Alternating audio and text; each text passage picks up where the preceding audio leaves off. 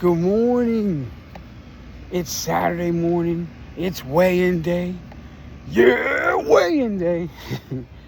Man, it's been a good week for planning food-wise. So I can't honestly say how I think today's going to go. I have switched things up, which I have done before this time of year.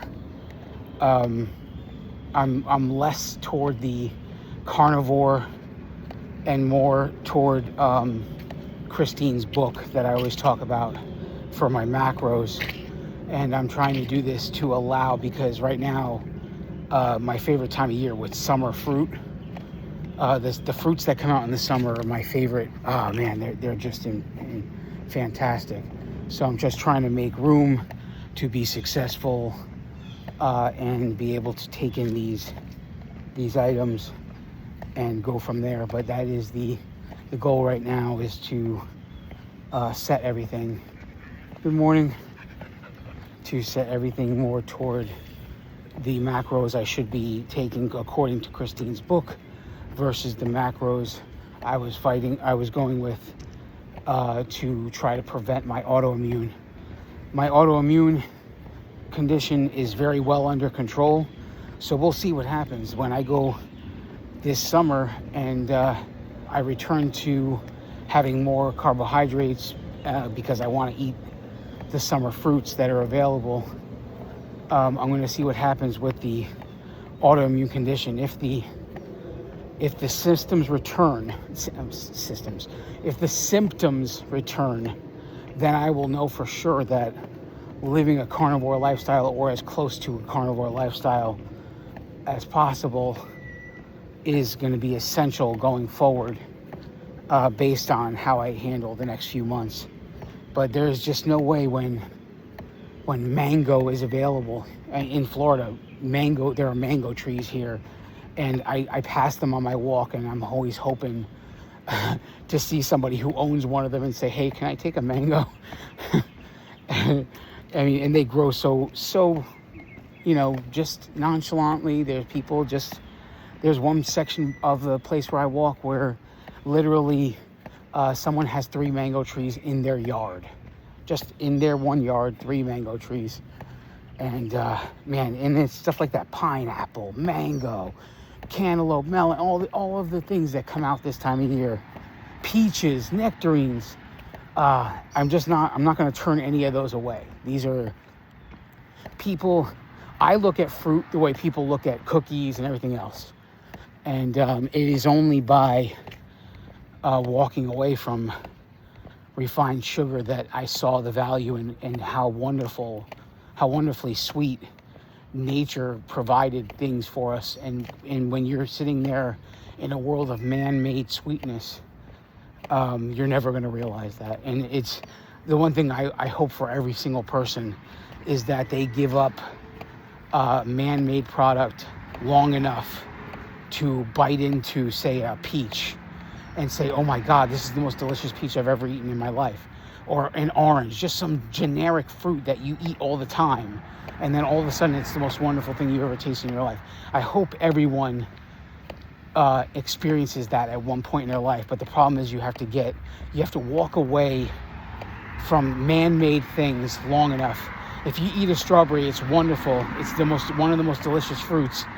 But if you eat a Hershey bar and then eat the strawberry, you're going to be like, wow, that's kind of bitter. It doesn't really taste good. And that's all because you went to this overly sweet man-made thing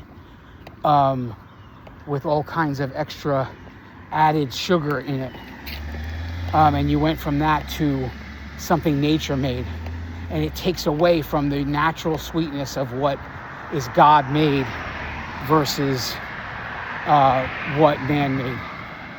And it is that simple. And walking away from man-made refined sugars is the only way you ever realize that. Even my words, what I tell you now, some of you listening to what I'm saying and you're saying he's nuts. And some of you are listening to me and you've either experienced it or you would like to try it, right?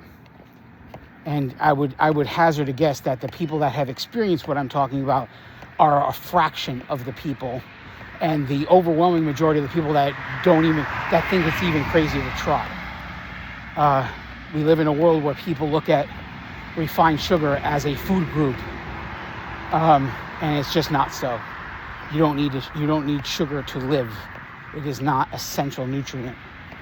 If people would do well for themselves, if they change their life in a way to concentrate on only eating essential nutrients and getting away from everything else, they would transform their lives as a byproduct. It would take very hard work, and it's very easily said and extremely difficult to do, depending on where you are in your journey. And that's why I say that, because when I talk to you, I'm talking to you from a over 6 year journey right now. We're talking about 6.5 years that I am here, and moves were made in this 6.5 years. It didn't happen all at once, but there was a conscious effort to step away from anything, and anything that was processed and refined sugar.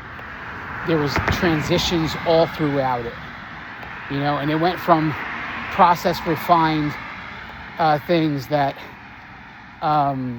were bad for me, and then it went to processed things that were, people thought were good for you, and then it went to foods that you could only get if they grew out of the ground, if you slaughtered them, or if it came for something you could slaughter. And this is a 6-year journey that I'm summing up for you here in just a few minutes on this video.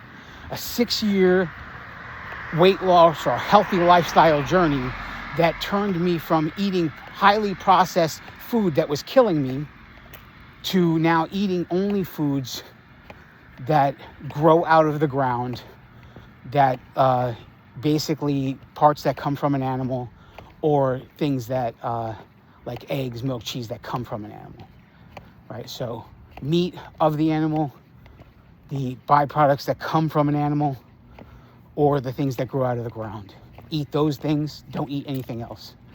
If you really want bread, make it yourself. Don't sit here and a lot of our problems come from what is done to the food we buy, more so than the food itself. And when you're looking at, like, people so readily stop at places like McDonald's, right?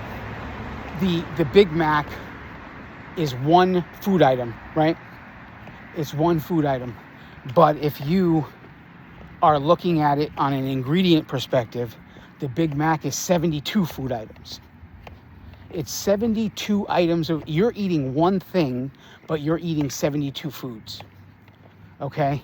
But you only see it as one, right? And that's the problem. And that's the transition that needs to really be made. When one food item equals one ingredient, you will have transformed your life. But as long as you eat things where one food item represents 72 things, it's going to be very difficult. It's not impossible, but it's very difficult. And it's hard work to be able to say, I eat one thing and it's one ingredient. I mean, even a steak is 2 ingredients. There's beef and fat, right? So that's 2 ingredients, but it's one thing, right? But if you, even getting to that point, if you can eat, say, 10 items in a day over the whole day, and your ingredients list is double that, let's say it's 20 items. Let's say everything you ate has 2 ingredients. If you went from where you are now to that, your life would transform, and the scale will go down as the byproduct of it.